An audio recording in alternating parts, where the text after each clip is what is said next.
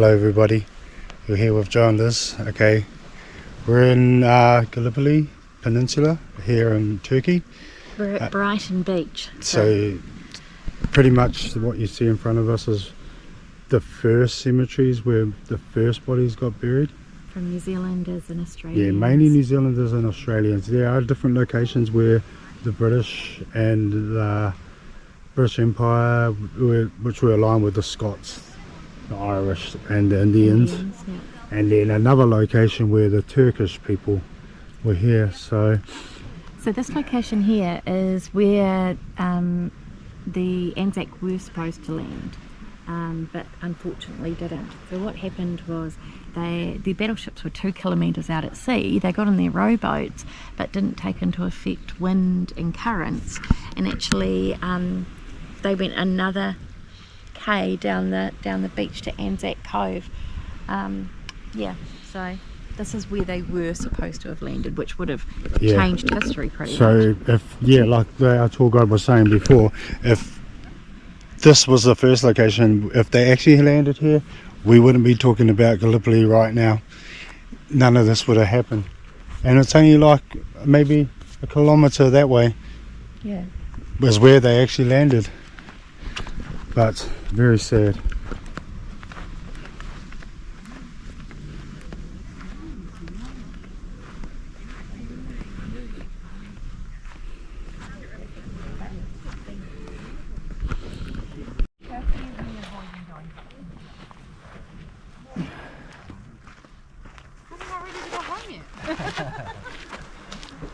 Do you want a photo just with you? I'll take it. I've already got one.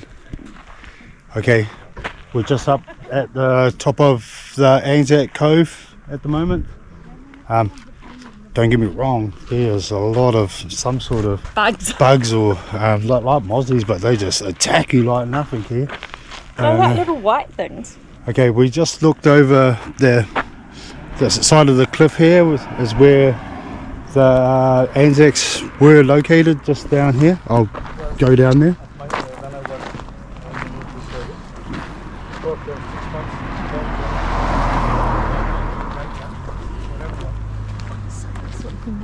Yeah, so just over here.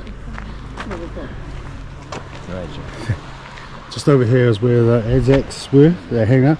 I'll mix the picture up with the picture that was back in the time at 1915 to what it looks like now. There was like a ridge, like a channel that come across here that's pretty much underwater now. But man, these bugs are just all over me. They're crazy.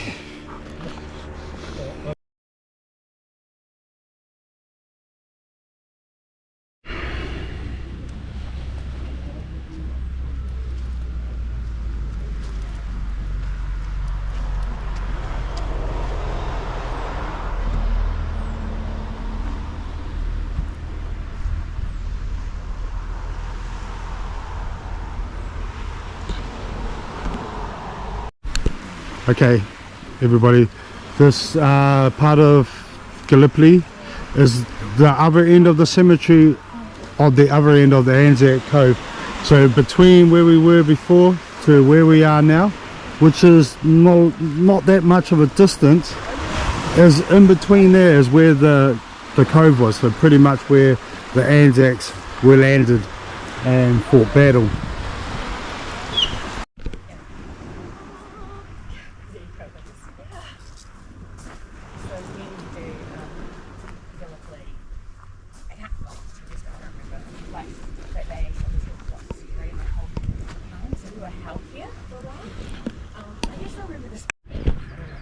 Okay, everybody, this is my friend Jason. He's from the Philippines, but he's living in England at the moment. And as you know, we're here at the Gallipoli tour, seeing the Anzacs, and this place beautiful. Well, beautiful in the memory side to it.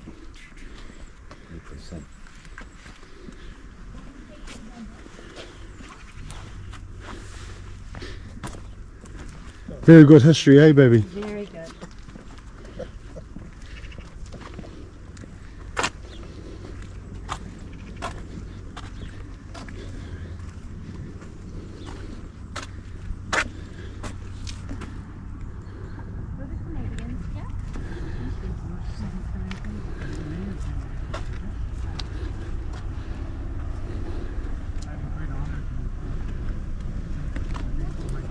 Okay, if you didn't know, to all the followers that don't know me, I used to be in the military back.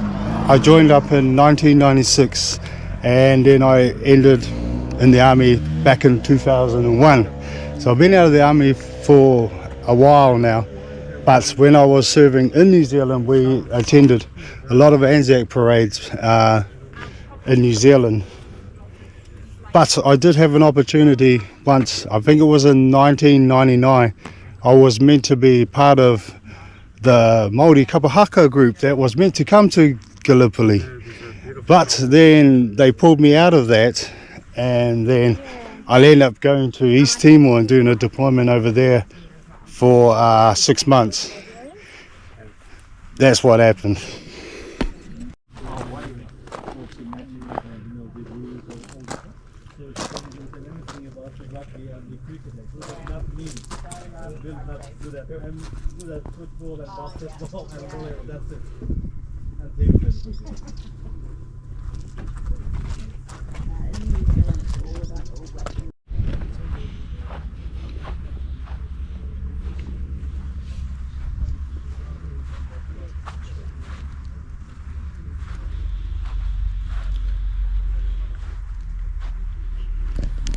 Okay, we're at the Long Pine Cemetery, which is pretty much where most of the Australians fought here in Gallipoli.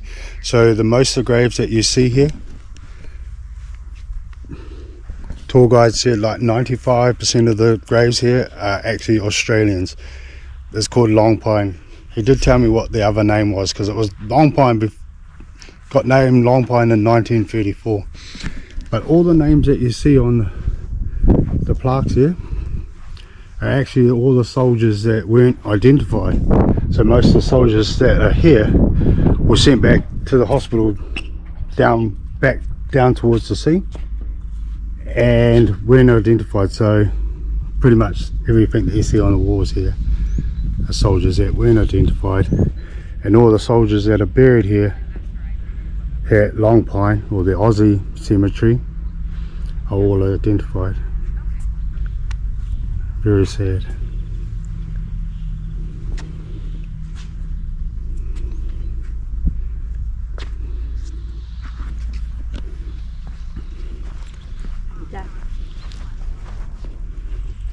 Okay, just another thing with some of the plaques that you see here, I might not see some of them, maybe it says like the 6th or to the 9th of August 1915. Okay, this soldier here was probably injured on the 6th of August and then pretty much passed away on the 9th of August. See, things like the 8th.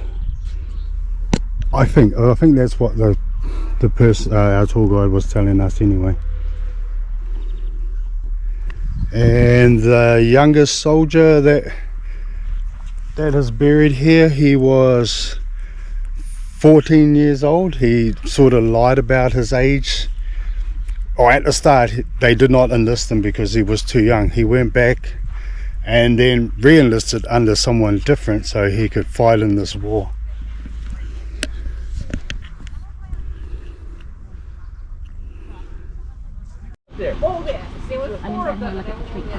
Okay.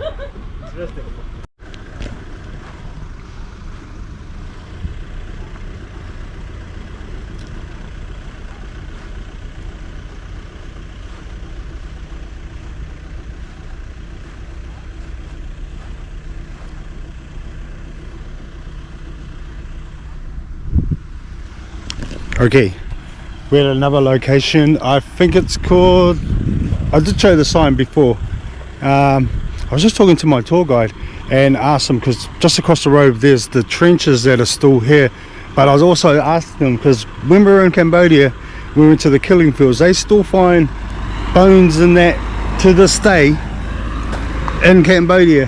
I asked our tour guide the same question and he showed me a picture of bones from 2 days ago that he had found, like the actual teeth, and he showed me a photo. So that to this day they still find the remains of bodies here in these locations, so you never know. Okay, these are the Anzac trenches. So over time they have, as you can see, they've actually raised up. So back in 1915 most of these trenches were 2 meters deep, and then they also have, I'll show you this channel under here. Okay, what the soldiers used to do is build trenches underneath the ground, but then they would meet with the other people that were building trenches on the other side, and pretty much the enemy as well.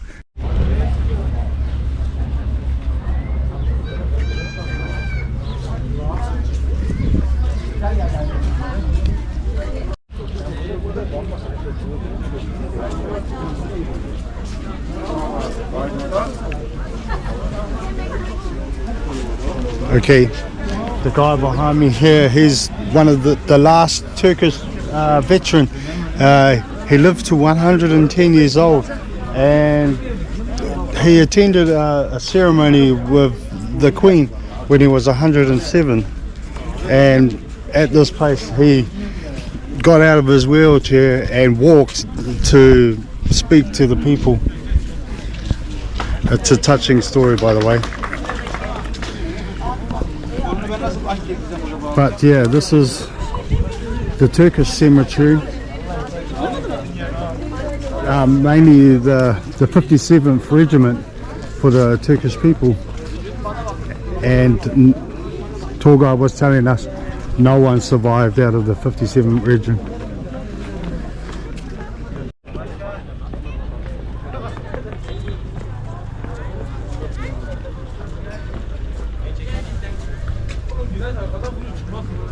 Hadi çeksene. Bak bir ona göre fotoğraf. Olay fazla çıkıyor.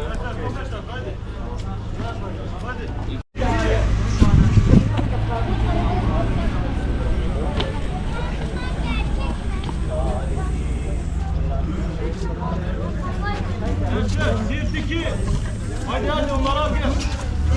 Al gel.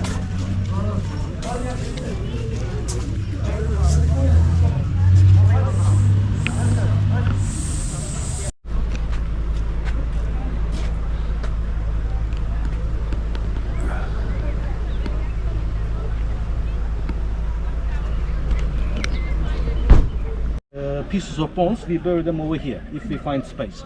If we can't, I just go through the bushes and bury them in the bushes. Even today they come out. And there is a very steep path going on that way. That's the ridge. Please, is there anyone who remembers the name of the ridge? I can't pronounce it, please. Rhododendron? Thank you very much. That's the ridge actually. So the New Zealanders, I mean Wellington Regiment, they followed that ridge, they made it, they captured the hill. So I don't mean the whole area. So 50-50. This side, Turkish, and this side, New Zealanders. And when they arrived, William Mellon, right over here where we are right now, there were no trees at that time, so they could see the Dardanelles. But because of the misunderstanding, they began shelling this hill. They were killed by friendly fire. But from 8th of August to 10th of August, this hill changed hands 4 times. Turkish soldiers captured and the New Zealanders, Turkish and the New Zealanders. But did the rest of the New Zealanders find their way here? Yes, yes. And the Gurkhas as well. Sorry, Indians as well. They support, assisted the New Zealanders over here. And 2 days, 8th of August, 9th of August, 4 times the hill changed hand. And New Zealanders had the control, especially this maybe 70% of the hill. And Mustafa Kemal to take the hill back. He planned a bayonet charge. Let's keep walking up to the offensives and the offensives. Look at this one. It's the Dardanelles. The other side of the Dardanelles is Asia. We are now on Europe. Europe and Asia, it separates 2 continents. And if you capture this hill, just imagine please. If you capture this hill, if you held it, no matter who comes to, here to take it, you can easily kill them. And even from here, if you have a long-range cannonballs, artilleries, you can easily control the Dardanelles. Do you remember the sea mines? Yeah. I showed you on the map. Do you see the houses over there? Yeah. Buildings? Yes. So the sea mines were just in front of it. It's the Narrows. So even from here, you can easily control the Dardanelles. That's why they wanted to capture this here. But it was 9th of August. Mustafa Kemal was the commander of this area, and about 45,000 soldiers were already here. But we needed some more soldiers to make a big charge to push them back. So this is a Turkish perspective, maybe you want to hear. We had about 45,000 extra soldiers, reserve divisions. One of them, about 20,000, they were on the Asia Minor around Troy City. It's about 60 kilometers away from here. And another 20,000 was in the beginning of Gallipoli Peninsula, where you saw the bridge. It's about 50 kilometers. So altogether, they wanted to come to this area. Mustafa Kemal would be in charge. But 60 kilometers, 50 kilometers. They were marching, they didn't take the buses. That's why we needed some time for the reinforcement. And we said, thanks God, they had party on the beach, they saved that time. 8th of August, they began moving. 24 hours, they arrived over here. It was too late when they understood they made mistake. Because 40,000 already here, 40 more thousand, 45, actually around 92,000 altogether, almost 100,000. They were already on this area. Mustafa Kemal was in command. So from that highest hill to Long Pine, about 5 kilometers, like a crescent position, the Turkish soldiers were waiting. Mustafa Kemal said on the 10th of August, early in the morning, 4:30, I will go close to the trenches, I will check what they are doing. Then I mark, you attack. Mustafa Kemal came and checked them. And he shoved his whip, turned it around 3 times, and then down. All together. The Turkey, like a crescent position, the Turkish soldiers from this hill, New Zealanders, from the Long Pine area, Australians from the plateau that we saw, British troops and the Indians and the Irish and the Scottish, all together they were all pushed back to Aegean Sea. So it was the first and the last time they have been to this hill. Later on, no matter what they did, they couldn't take it back. And when they failed, as I mentioned, Lord Kitchener ordered them to leave Gallipoli, so they left Gallipoli Peninsula. Ladies and gentlemen, this is all I can tell you just in half day. And let me tell you something about the consequences.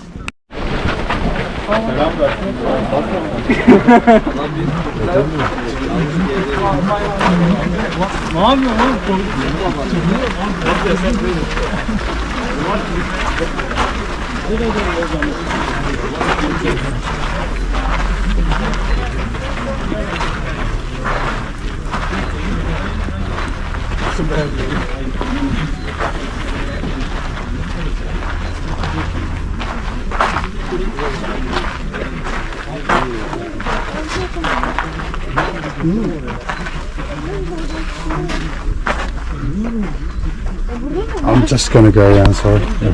Sorry.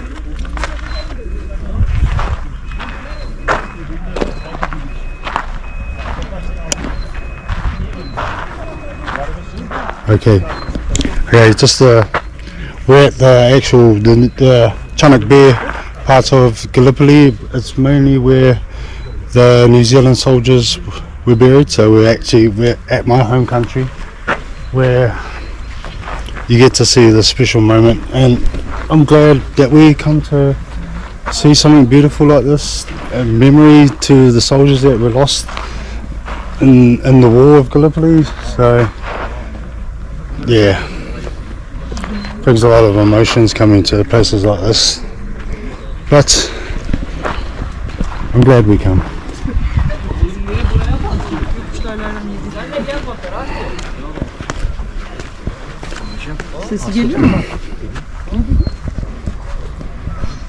Okay, another thing, I talk about was saying there are only actually 10 graves. You see the graves that are just below me here?